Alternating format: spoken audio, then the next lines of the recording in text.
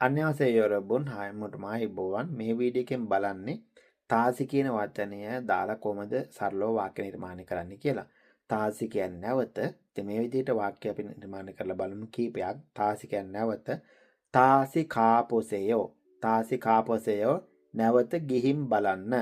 තාසි වාපොසෙයෝ නැවත ඇවිත් බලන්න. තාසි වාපොසෙයෝ නැවත ඇවිත් බලන්න. තාසි මන්නාපොසෙයෝ තාසි මන්නාපොසෙයෝ නැවත හමු වෙලා බලන්න. තාසි මොගෝපොසෙයෝ තාසි මොගෝපොසෙයෝ නැවත කාලා බලන්න.